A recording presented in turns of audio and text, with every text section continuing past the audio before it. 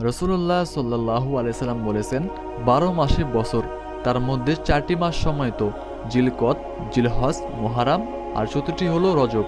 আবু হুরায়রা রাদিয়াল্লাহু তাআলা আনহু হতে বর্ণিত, রাসূলুল্লাহ সাল্লাল্লাহু আলাইহি সাল্লাম বলেছেন, রমাজানের পর সর্বোত্তম রোজা হলো মুহররম মাসের রোজা, অর্থাৎ আশুরার রোজা, এবং ফরজ নামাজের পর সর্বোত্তম নামাজ হলো রাতের নফল নামাজ, অর্থাৎ তাহাজ্জুদের নামাজ।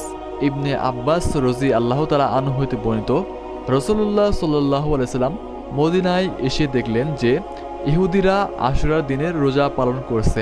তিনি তাদের জিজ্ঞাসা করলেন, এটা কোন দিন যে তোমরা রোজা পালন করছো? তারা বলল, এটা এমন এক মহান দিবস যেদিন আল্লাহ মুসা আলাইহিসসালাম ও তার সম্প্রদায়কে নাজাত দিয়েছিলেন। মুসা আলাইহিসসালাম শুকরিয়া হিসাবে এই দিনে রোজা পালন করেছেন, এ কারণে আমরাও রোজা পালন করে থাকি।